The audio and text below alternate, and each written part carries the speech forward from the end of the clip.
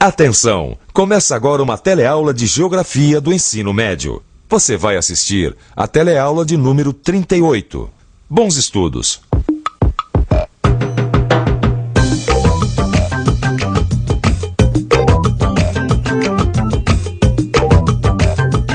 Aí, luxo, riqueza... Pois é, Gil, eu estava pensando. A gente sabe que uma pessoa é rica pelos bens que ela possui. Agora, como é que se mede a riqueza de uma nação? Bom, como é que se mede a riqueza e a pobreza de uma nação, né, Vicente? Isso é. Aí, ó o outro lado da moeda, tá vendo? Por que existe tanta desigualdade no mundo? Pois é, será que já tentaram diminuir essa diferença entre ricos e pobres? Na teleaula de hoje, a gente vai responder essas perguntas. Vai explicar a pobreza de algumas nações e a riqueza e o desenvolvimento de outras.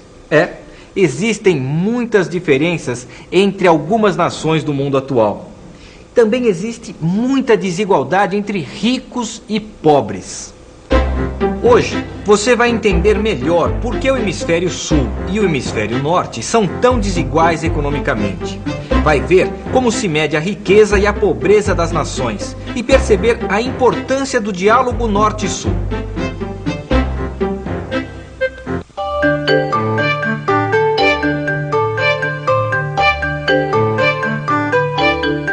Adam Smith foi um dos mais importantes teóricos da economia clássica liberal.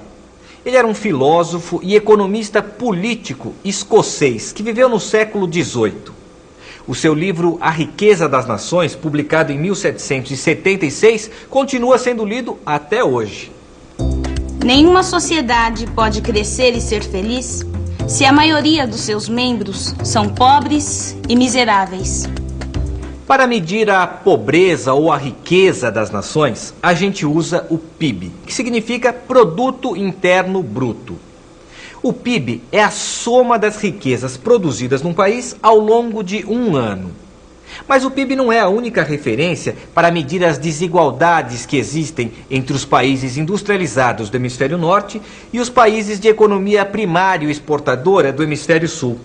Existem também outros indicadores.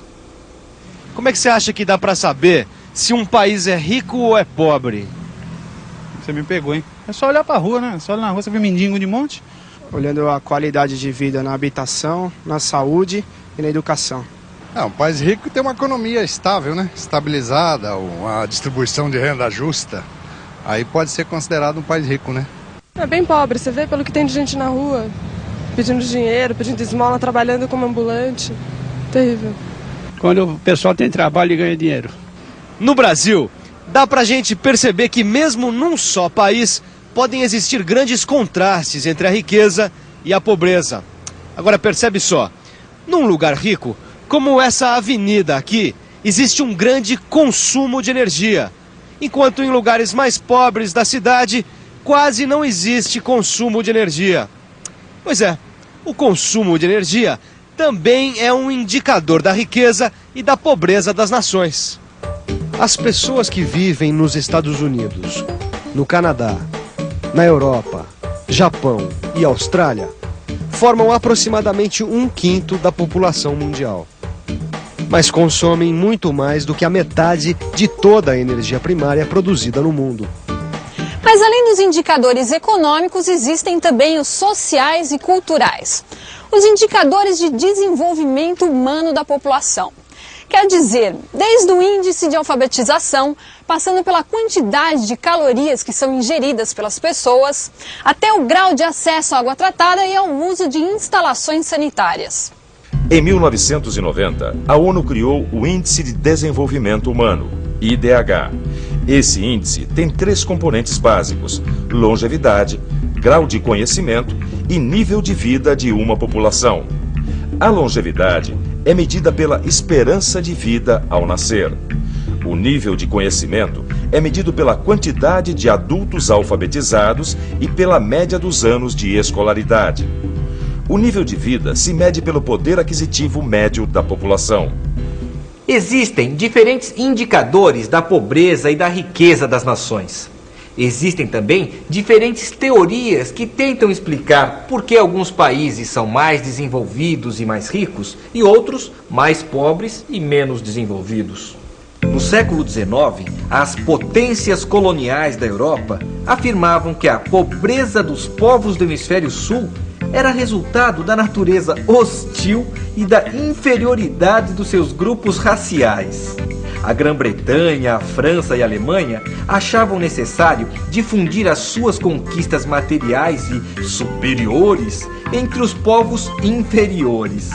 Essas metrópoles europeias acreditavam que as missões civilizadoras eram positivas. Depois da Segunda Guerra Mundial, surgiu outra explicação, que foi muito difundida entre as elites intelectuais dos próprios países menos desenvolvidos.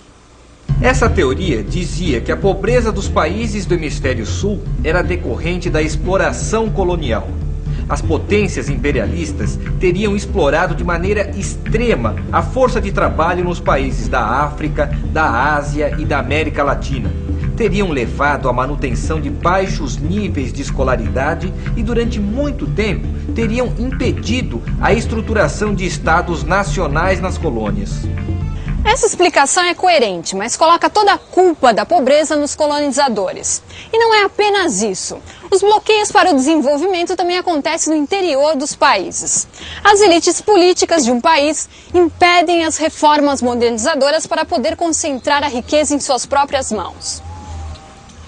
As elites gastavam e gastam muito ainda em vários países com algumas obras e também com a compra de armas e equipamentos militares. E gastavam pouco com a saúde e com a educação, comprometendo assim a qualidade dos recursos humanos, a qualidade de vida das populações. No século XIX, o capitalismo industrial tinha muitas vantagens com a exploração colonial. As potências colonizadoras adquiriam matérias-primas e produtos tropicais e, em troca, forneciam produtos industriais. Eram trocas desiguais que traziam grandes lucros às economias industriais. Mas depois da Segunda Guerra Mundial, os interesses das potências industriais eram outros. O desenvolvimento da economia delas estava cada vez mais ligado às descobertas técnico-científicas. Repara só, Vicente, ó. Essas empresas são de potências industriais, se instalam em países pobres, usam a matéria-prima e a mão de obra barata desses países, então... É também um tipo de exploração, né? Mas será que também não é um tipo de dominação, Vicente? E o pior é que é uma dominação muito mais sutil do que antigamente, né? Ah, isso é. No lugar da dominação imposta pelo Estado colonialista, começou a se esboçar uma dominação mais sutil, que vinha diretamente do setor privado, das grandes empresas transnacionais. É por isso que no começo, os novos estados nacionais resistiram aos investimentos estrangeiros, para não ficar à mercê dos interesses e dos investimentos das grandes empresas. Por causa da Guerra Fria, nos últimos 50 anos, os países pobres receberam auxílio dos países ricos. Nos primeiros anos de auxílio, as pessoas acreditavam que o desenvolvimento, o progresso econômico e o fim da pobreza seriam possíveis com a chegada das grandes indústrias. Os países industriais transferiram para alguns países subdesenvolvidos as siderúrgicas, as indústrias de alumínio, as indústrias químicas e os setores da mecânica pesada. Mas foi um erro de avaliação. Foi privilegiado o lado econômico e ignorado que a saúde e a educação são condições essenciais para o enriquecimento humano pleno de um Estado-nação. O ponto de referência para as políticas de desenvolvimento é sempre, em primeiro lugar, a educação básica de qualidade. Nas últimas décadas, os países industrializados deram créditos e financiamentos para os países subdesenvolvidos. Isso possibilitou taxas de crescimento econômico altas, mas aumentou a dependência entre eles.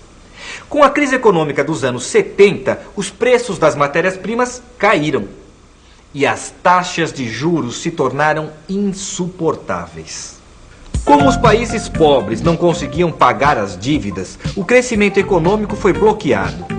E para tentar enfrentar o endividamento externo, muitos países restringiram os investimentos públicos e agravaram ainda mais o quadro econômico e social.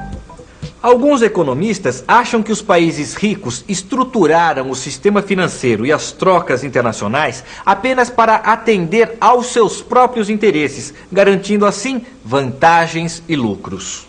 Pois é, Vicente, olha só, 1 bilhão de habitantes vive na pobreza absoluta. É quase 20% da população mundial. E a maioria desses países que vive essa pobreza absoluta tá ou na África ou na Ásia. Pois é, são os 2 cinturões aqui, olha só.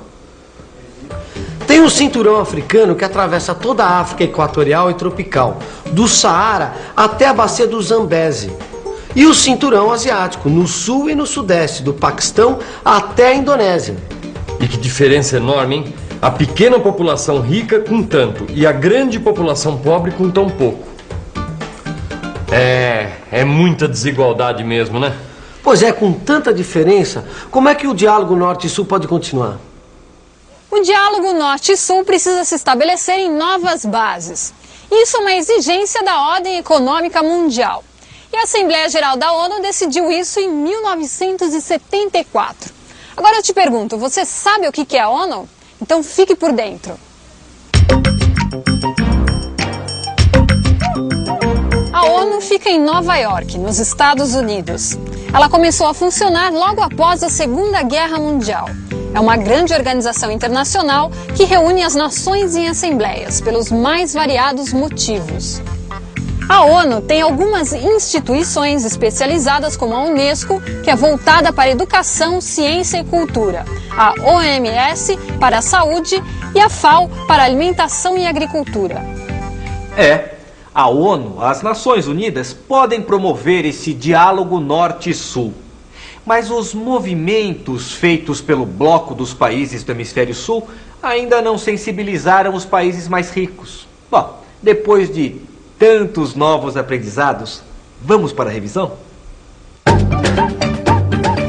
E atenção, se liga aí que é hora da revisão. Na teleaula de hoje, você aprendeu que, além do PIB, existem outros indicadores para a pobreza e riqueza das nações. Aprendeu também a teoria que tenta explicar a pobreza do Hemisfério Sul como decorrência da exploração colonial. Viu que depois da independência, os países industrializados deram créditos e financiamentos para os países pobres, que se endividaram. Por último, você viu que o diálogo norte-sul é de extrema importância para a ordem econômica mundial e que vai ser a grande tarefa da ONU nos próximos anos. Essa teleaula teve um assunto muito importante para nós brasileiros. Afinal, a gente convive todos os dias com a riqueza e com a pobreza. Mais um bom motivo para ler e estudar bastante. Até a próxima. Até.